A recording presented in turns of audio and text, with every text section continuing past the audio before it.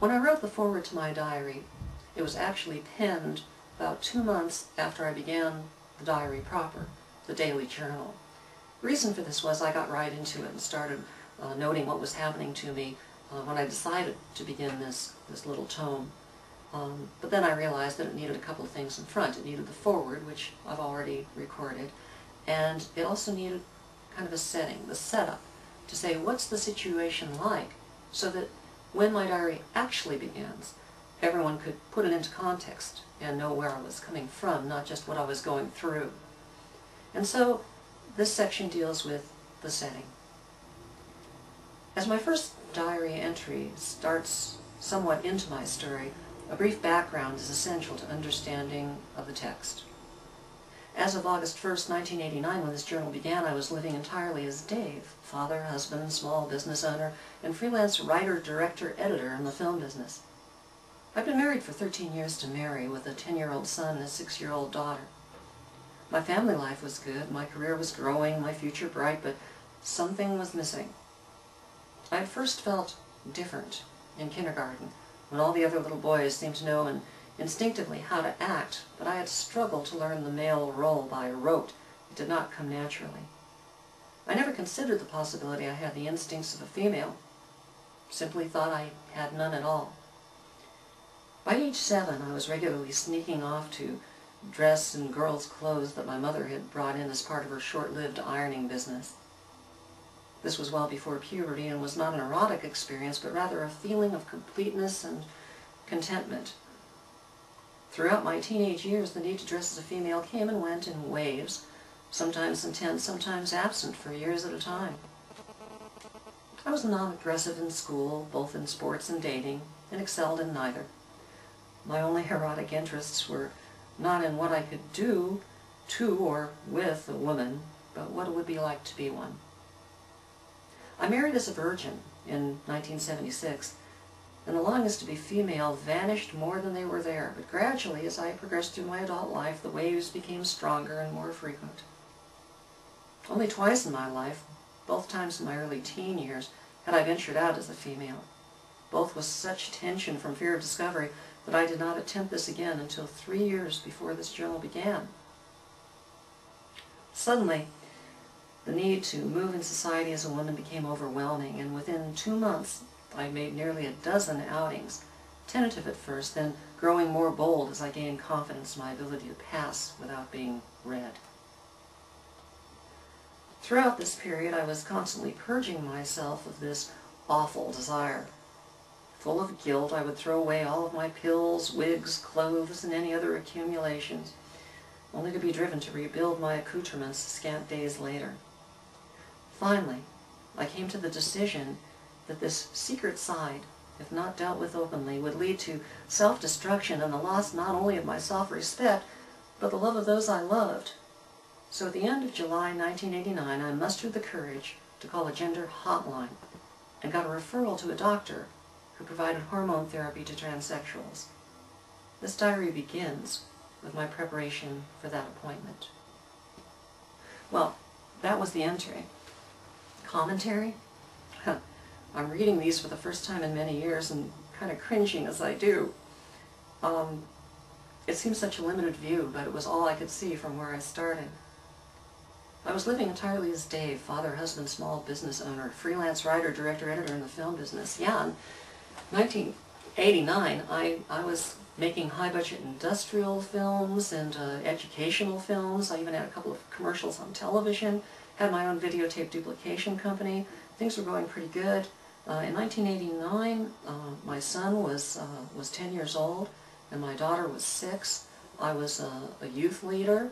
At that time, I was in Webelos. I had been my son's Indian Guides chief, and I'd been through scouting as a child, so it was a pretty normal life. I was having some trouble in my marital relationship.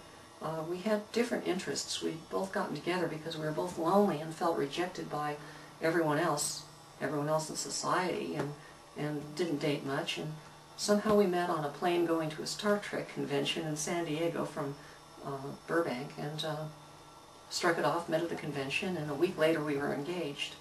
married in 1976 after about 9 months of engagement. I longed for a successful life because I've been brought up to expect that, to want it. And I tried really hard to make that life a reality for myself and my family. And yet I didn't seem to pull it together. It seemed like something was wrong. I couldn't capture the same kind of family feeling I had when I grew up as an only child with my parents. I don't know how my kids feel about it. We talk all the time. I've moved to another state now because I've always wanted to be in the state I'm currently in. Not a state of confusion, mind you. But we're close, very close. My son works in my business, and my daughter and I talk every day and send email incessantly. And right now my son is 29 years old and my daughter is 25. But still in all, I wasn't getting what I expected out of a marriage. I wasn't getting that family feeling. And now, of course, I can look back and say I know why. I just wasn't having the role of the mother. I was having the role of the father. And I really hated having responsibilities like changing the oil in the car. Not because I thought, oh, that's too mannish. I wanted to be a man. I wanted to be successful. I wanted to be a big film director. I could have been a contender, as they say. But it was not to be. I mean, I directed a couple of low-budget features before I was 30 in the movie industry. But they were kind of dog-see movies, made it to video cassette. One of them was played on TV once on the Movie Greats Network at 3 in the morning on ABC. I've been pretty successful in my little niche. And nobody had any clue. I was the typical normal. I was the normal one in the bunch of those of us who went to USC and became the USC cinema mafia, having gone to the cinema school. We hung out together all the time, had parties, had our friends over, girlfriends coming, everything was great. I never dated much, like I said. I got married as a virgin, but once I was married, then we had all these associations with people, and I really tried to fit in, and nobody had a clue. Yet, you know, just couldn't bring it together. I created my feature films, directed them, and in 1979, the year my son was born, and also in 1982, and then after that focused on building my business and earning an income. But no, I appeared to be normal, but inside I always had this feeling that there's this dream I used to have that there was this pit, and I would, in my sleeping dream, see blue sky above, and I knew that there was green grass and rolling hills and flowers and everything at the top of that, but I just couldn't get out of this pit. I would struggle, and it was too high, this pit made out of dirt, and I would claw in the walls. I just slide right down them, and I just kept thinking, someday, if I can get up over the top of this rim and get my fingers on it and pull myself up, I'll be able to have this wonderful life, but I don't even know what the pit is, and I don't know how to get out. Well, as it turns out, the pit was the fact that it was a female brain in a male body. I'm out of it. I've been out of it for some time. And I'll tell you, the hills are green and rolling, the sky is blue, there's flowers everywhere. Doesn't mean that you don't have bad days, you don't get sad. We recently lost a cat to cancer, and I was devastated for several weeks. But that's life. That's normal life. There's nothing behind that, nothing beyond it, nothing underneath it, nothing overshadowing it. The constant pain, the constant nervousness. I thought about changing my sex every day of my life since age 7. Yet I never thought that I was a woman in a man's body. I just thought I had a strange fantasy. So that's kind of the context it was. That's where I was at the time. In 1989, my finances were crumbling because I really couldn't devote myself to business. In 1989, I'd lost my mom, and then later my grandfather, and then finally my grandmother, all the 3 people that raised me after my mom divorced. She didn't remarry till I was 7. When the diary begins, I already lost my mother, and in fact, I began my hormone therapy, not professionally, but with hormones I got by mail order, on the day of her funeral. But I never thought I was a woman. I just thought, I have to take this course, see how far it gets, and when the red flags go up and say it's the wrong direction to go, that's when I'll know that I'm not really female, because I don't believe I am. How can I be female? I never related to the little girls in school either, just to the little boys.